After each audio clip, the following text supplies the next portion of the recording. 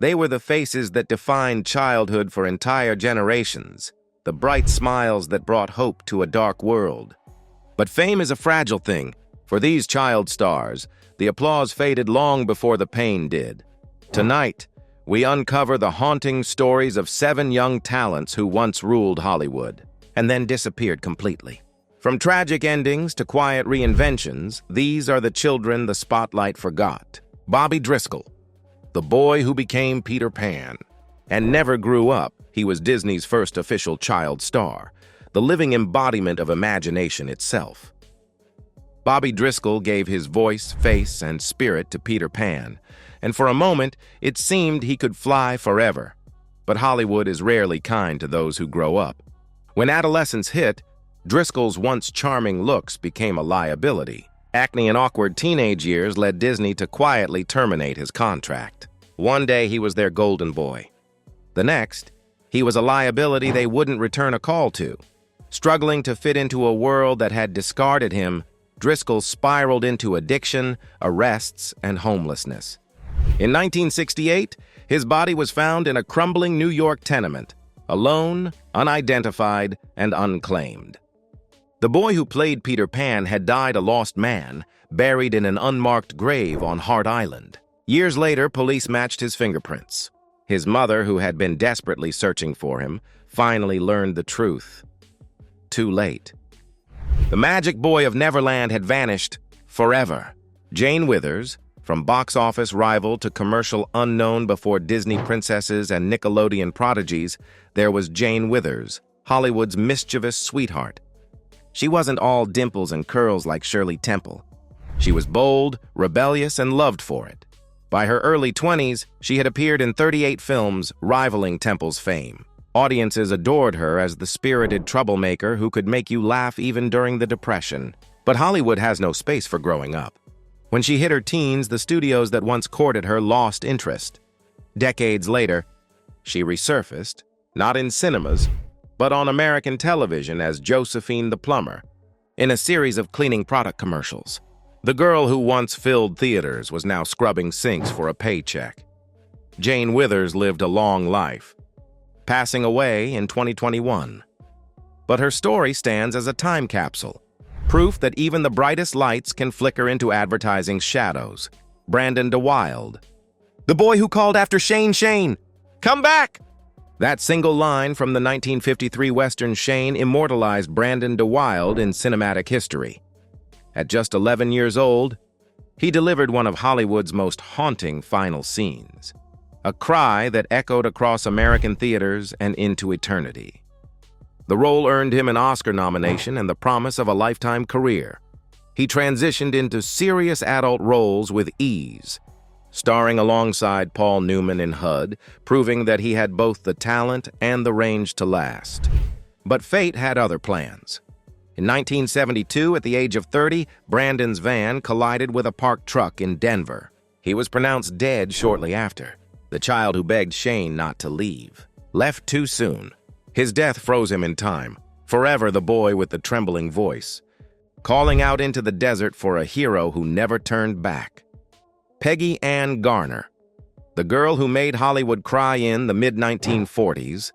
Peggy Ann Garner was a name every American knew. Her performance in A Tree Grows in Brooklyn made audiences weep, and critics hailed her as a prodigy. Unlike many of her peers, Garner wasn't cute for cuteness's sake. She was real. Her eyes carried the wisdom of someone far older, and by 13, she'd already won a Juvenile Academy Award. But Hollywood's affection proved shallow. By her late teens, the roles were gone. Directors who once praised her talent had moved on to the next generation of child prodigies. She found work selling real estate and cars, occasionally appearing on television, but the magic had faded. When Peggy died of cancer at 52, Hollywood barely noticed. No magazine covers, no retrospectives, just silence. The girl who once made the world cry had been forgotten by the very industry she helped define.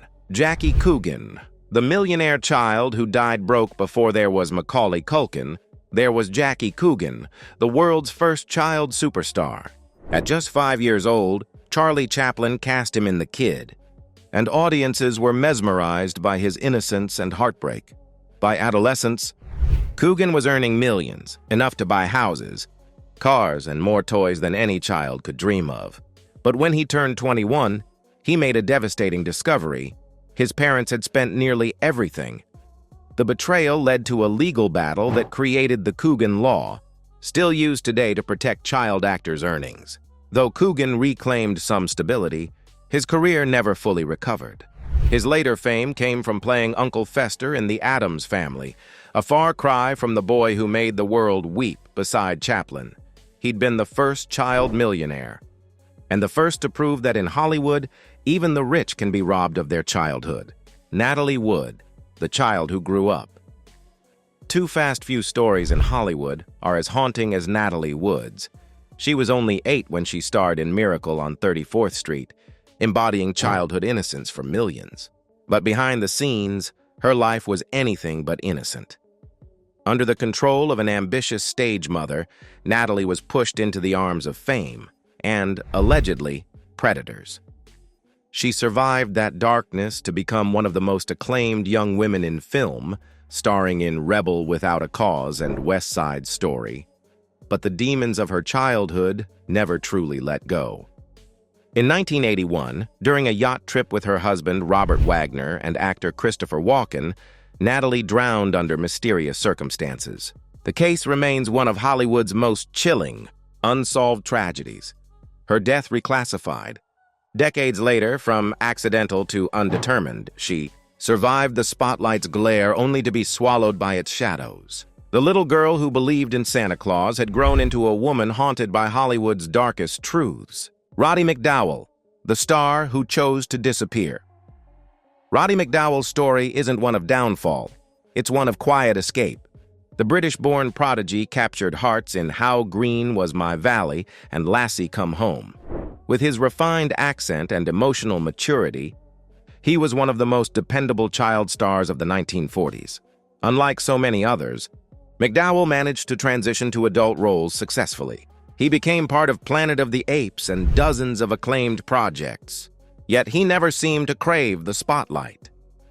As the years passed, McDowall slipped quietly behind the camera, becoming one of Hollywood's most respected photographers. His portraits captured the very legends he once acted beside. To most of America, he seemed to vanish, but in truth, he had simply stepped out of the frame. When he passed in 1998, Hollywood mourned a man who had lived 2 lives, one before the lens and one behind it.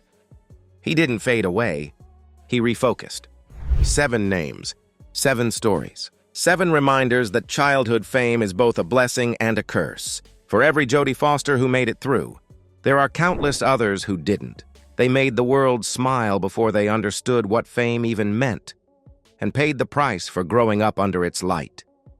Behind every frame of film, there's a child who just wanted to play, to dream, to be loved.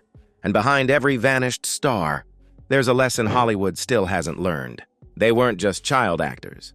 They were children, and Hollywood forgot that too soon.